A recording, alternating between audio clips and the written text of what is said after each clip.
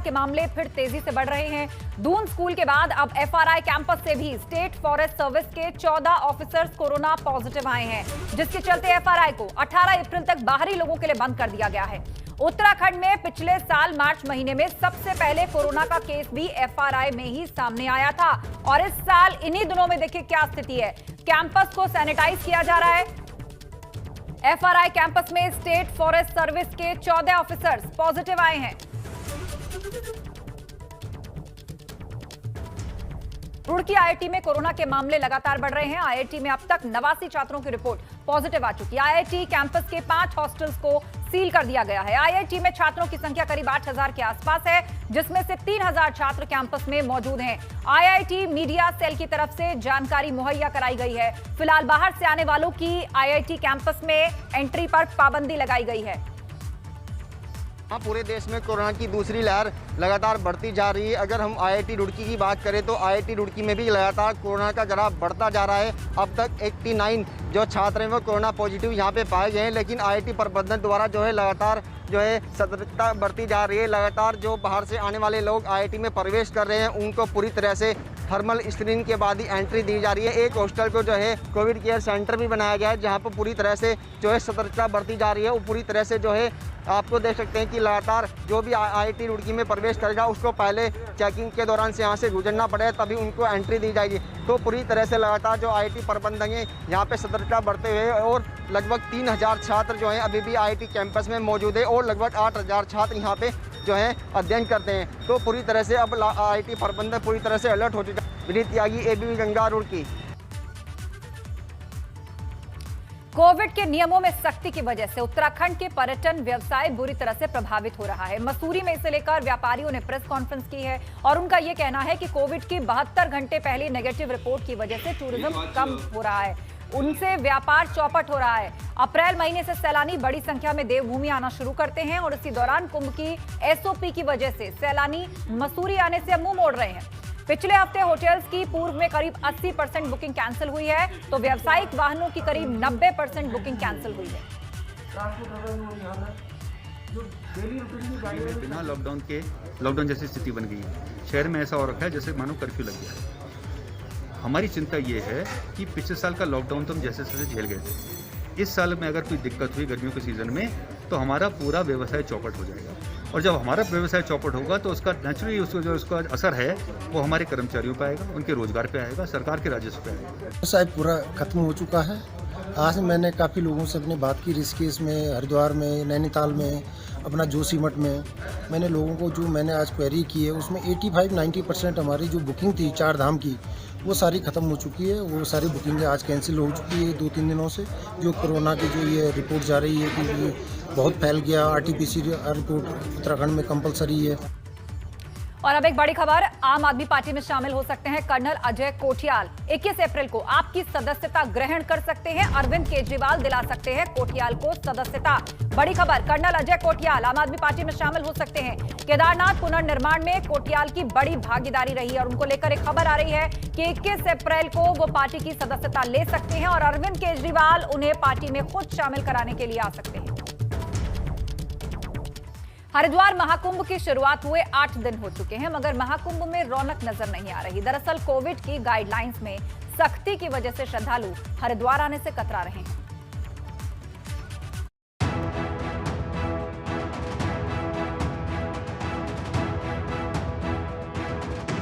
Corona के खौफ के बीच आयोजित हो रहे महाकुंभ में रौनक नजर नहीं आ रही है।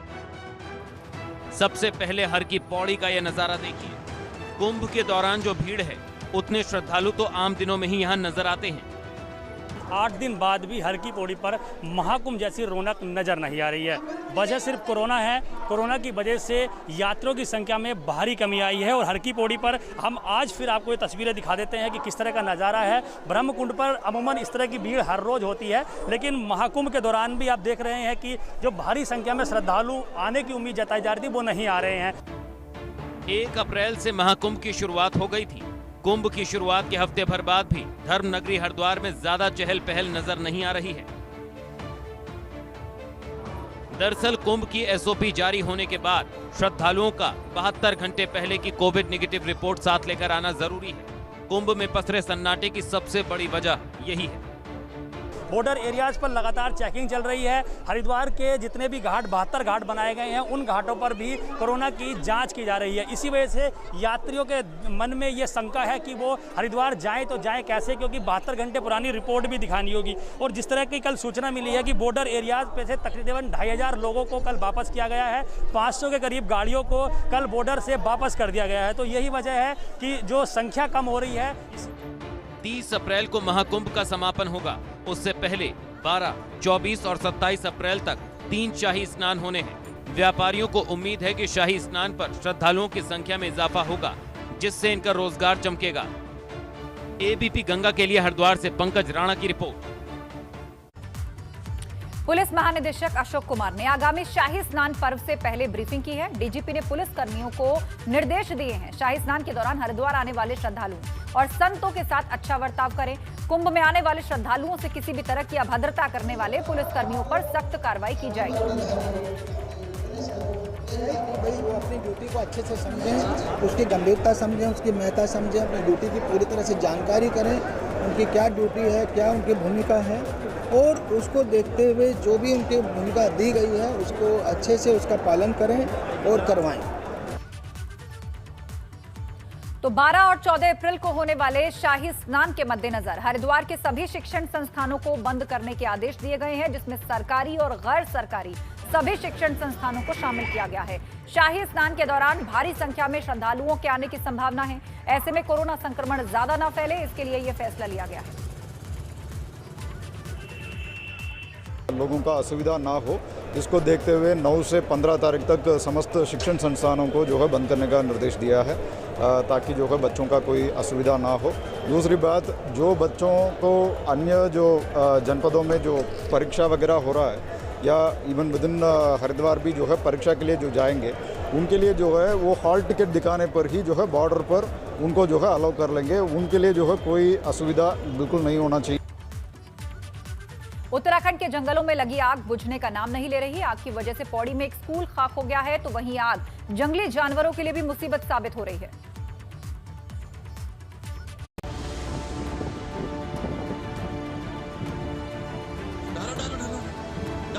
पौड़ी की ये तस्वीरें देवभूमि में अग्नि तांडव की कहानी बयां कर रही हैं।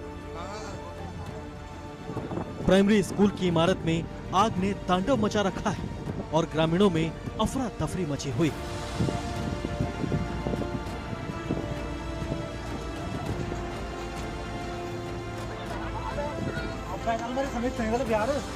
पौड़ी में जंगल की आग किस तरह से खतरनाक हो गई, इसका एक वीडियो सामने आया है। यह वीडियो कोट ब्लॉक के प्राइमरी स्कूल का है। स्कूल आग की लपटों में घिरा है। गनीमत रही कि लॉकडाउन के कारण स्कूल में कक्षाएं नहीं चल रही थी, वरना छात्रों की मुश्किल बढ़ सकती थी। आग कब बेकाबू होकर स्कूल तक पहुंची, इसकी भनक ग्रामीणों को भी नहीं लग पाई। स्कूल को खाक होता देख ग्रामीण खुद ही एकजुट होकर स्कूल की आग को बुझाने में जुट गए, लेकिन स्कूल में रखा फर्नीचर और जरूरी दस्तावेज सभी जलकर खाक हो गए। उधर आग की वजह से जानवर भी बेहाल है। पौड़ी में हिरण की प्रजाति का एक जानवर आबादी वाले इलाके की तरफ आ गया। लोगों की नजर इस पर पड़ी तो इसे पकड़ लिया और बाद में इसे वन विभाग के हवाले कर दिया। वन विभाग का कहना है कि यह आग के दौरान अपने झुंड से बिछड़ गया होगा और यह आबादी वाले इलाके में आ गया। कहा जा सकता है कि आग की वजह से उत्तराखंड में सिर्फ इंसान ही नहीं, जानवर भी बेहाल है। एबीपी गंगा के लिए पौड़ी से आलोक रावत की रिपोर्ट। एक तरफ जंगलों की आग से किसानों की खेतों में खड़ी फसल बर्बाद हो रही है, तो वहीं दूसरी ओर जल स्रोत सूख रहे हैं, जिससे पहाड़ के कई इलाकों में पानी की किल्लत पैदा होने लगी है।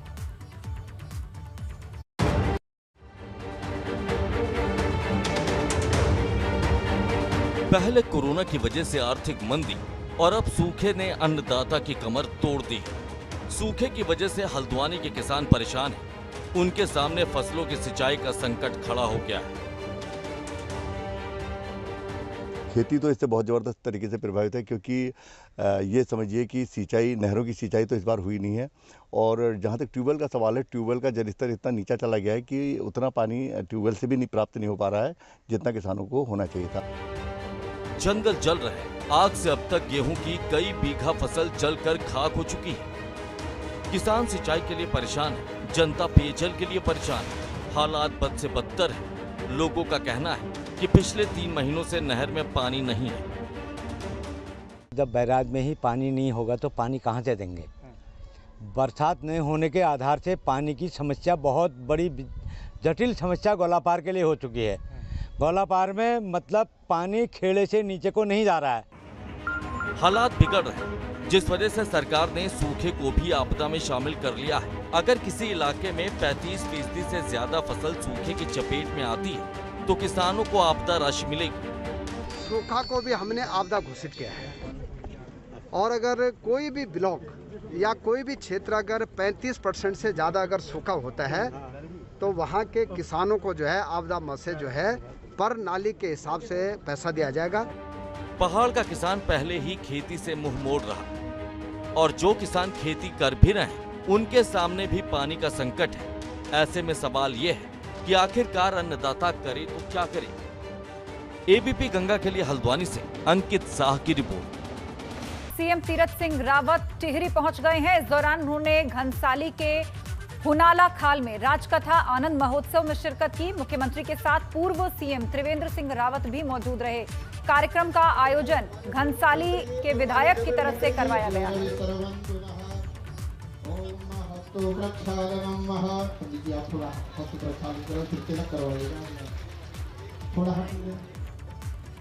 वहीं उत्तराखंड राज्य में एक और इंटरनेशनल एयरपोर्ट बनने की कवायद जल्द शुरू हो सकती है। नागरिक उड्डयन विभाग इसकी कवायद शुरू कर चुका है। पर्यटन मंत्री सतपाल महाराज का कहना है कि एयरपोर्ट बनाने के लिए जमीन की तलाश की जा रही है, जिससे विदेशों से उत्तराखंड आने वाले यात्रियों को काफी आसानी होगी। उत्तराखंड के अंदर एक विशाल फुल फ्लेज इंटरनेशनल एयरपोर्ट होना चाहिए, जिसपे flights Vancouver, Los Angeles, New York, London से उड़ करके सीधे हमारे उत्तराखंड में उतरें, और हमारे उत्तराखंड के अंदर जो हमारी ऋषिकेश, हरिद्वार, जो हमारी धर्म नगरी है, इसका विकास हो। उस फ्लाइट्स के अंदर योगा फ्लाइट्स हो सकती हैं, 4 धाम फ्लाइट्स हो सकती हैं, एडवेंचर फ्लाइट्स हो सकती हैं, और बहुत सी फ्लाइट्स हमारी हो सकती हैं। खास करके जो हमारे प्रवासी भारतीय हैं वो अपने पितरों का अस्थि विसर्जन के लिए भी यहाँ आ सकते हैं। तो बहुत पॉसिबिलिटीज हैं। उधर कैबिनेट मंत्री सतपाल महाराज के आम आदमी पार्टी में शामिल होने की खबरें हैं, मगर सतपाल महाराज ने इन खबरों का खंडन किया है। मैं शामिल नहीं हूं, ये बिल्कुल भ्रामक। मैंने केवल उनको टेलीविजन पे देखा है और अखबारों में देखा है उनकी फोटो को। मैं उनसे मिला ही नहीं। मैंने किसी आम आदमी पार्टी से संपर्क नहीं किया है। ये बिल्कुल अनारगल और झूठी खबर है। त्रिवेंद्र सिंह रावत के समय में तैनात दर्जा अधिकारियों की छुट्टी के बावजूद नेता सरकारी वाहनों और गनर्स का इस्तेमाल कर रहे हैं। अभी कुछ दिन पहले ही इन दर्जा अधिकारियों पर गाज गिरी थी, लेकिन अलग अलग विभागों की ओर से इन दर्जा अधिकारियों की सेवा हटाने के आदेश जारी नहीं हुए हैं। ऐसे में मुख्य सचिव ओम प्रकाश ने कार्रवाई का आदेश दिया। मुख्य सचिव ने कहा कि अगर कोई दर्जा अधिकारी सरकारी वाहन और तमाम सुविधाओं का इस्तेमाल करते पाया गया तो उस पर एक्शन होगा। विभागों को निर्देश दिए गए हैं कि वो तत्काल इसमें कार्रवाई करें। ये तो विभाग देखेंगे इसको, विभाग का तो तत्काल हटाने के आदेश। ये विभागों को देखना है, अगर किसी विशेष मामले में शिकायत आती है तो उस पर कार्रवाई होगी। दर्जा अधिकारियों की छुट्टी के बाद भी वो सरकारी सुविधाओं का इस्तेमाल कर रहे हैं। रामनगर पहुंचे कांग्रेस प्रदेश अध्यक्ष प्रीतम सिंह ने इसे लेकर सरकार पर निशाना साधा है। सत्ता में बैठे हुए लोगों जब सरकार की ओर से दर्जाधारियों का जो कार्यकाल है या दर्जाधारियों को जो है बर्खास्त किया जाता है तो वो तो स्वतः ही समाप्त हो जाता है। वो किस बात की सुविधा ले रहे हैं आप बताएं ना। अगर कोई ऐसी बात है बताए, उसका उल्लेख करे सरकार, किस बात की सुविधा ले रहे। या तो एक बोले कि जो सरकारी उनको संसाधन मिले थे उसे वापस नहीं किए, तो ये तो फिर सरकार की नाकामी है।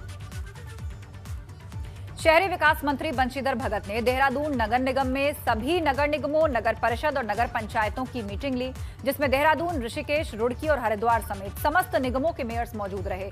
बैठक में शहरी क्षेत्र के लोगों के लिए एक अहम फैसला लिया गया। अब देहात क्षेत्र की तरह ही नगरीय क्षेत्रों में भी 100 रुपए में पानी का कनेक्शन लोगों को मिल सकेगा। अभी ये कनेक्शन 3,500 रुपए में मिल रहा है। पानी के कनेक्शन में जो देहात क्षेत्र में 100 रुपए का कनेक्शन है, वो नगरीय क्षेत्र में 3,000 कुछ का था, अब उसको 100 रुपए में कर दिया है। 100 रुपए में कनेक्शन होगा और नगर में जो भवन कर की स्थिति है उसका कुछ प्रतिशत होता है, शायद 25% है क्या है, वो जल संस्थान उस प्रकार से टैक्स जो पहले से लेता है वो लेगा। देहरादून में हुई इस मीटिंग के दौरान हरिद्वार की मेयर ने सरकार पर भेदभाव का आरोप लगाया। मेयर ने कहा कि हरिद्वार में कुंभ का आयोजन हुआ, उसके बावजूद विकास का काम नहीं हुआ। तो वहीं शहरी विकास मंत्री बंशीधर भगत ने कहा कि वो इस मामले को देखेंगे। आज से पहले कभी ऐसा नहीं हुआ है जो इस टाइम हो रहा है, तो ये राजनीति तो बहुत ज़्यादा होती है यहाँ पे, तो होनी नहीं चाहिए। हरिद्वार के अंदर हम सब मिल के काम करेंगे तो हमारा मैसेज भी अच्छा जाएगा कि हरिद्वार एक स्वर्ग है, उसको स्वर्ग बनाने में सबका सहयोग चाहिए। इतने 100 हमारे निकाय हैं, उनमें से मैं मेरा ख्याल 15-20 को जानता हूँ। हमें नहीं पता कौन कांग्रेस का है, कौन बीजेपी का है, कौन निर्दलीय है। सबको हमने एक मंच पर लाके बुलाया है। सब हमारे सम्मानित लोग हैं, हम सबकी पीड़ा सुनने और सबकी पीड़ा को दूर करेंगे।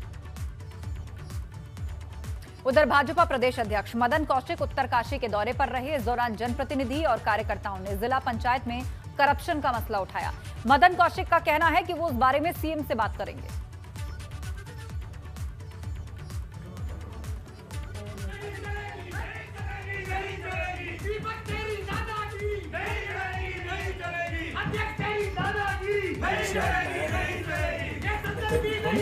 मैं जाकर इस पर बातचीत करूंगा और जल्दी कार्रवाई हो ऐसा प्रयास। काशीपुर के बाजपुर रोड पर एक टैंकर ने वेल्डिंग के दौरान धमाका हो गया। इस धमाके में टैंकर के परखच्चे उड़ गए।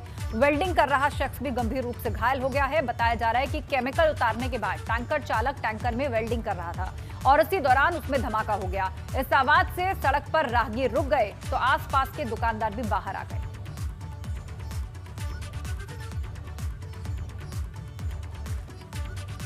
उधर रुद्रप्रयाग में मौसम बदल रहा है। ऊंचाई वाले इलाकों में बर्फबारी हुई है। केदारनाथ धाम में भी बर्फ गिरी है। बर्फबारी के बाद केदारपुरी एक बार फिर से सफेद नजर आ रही है।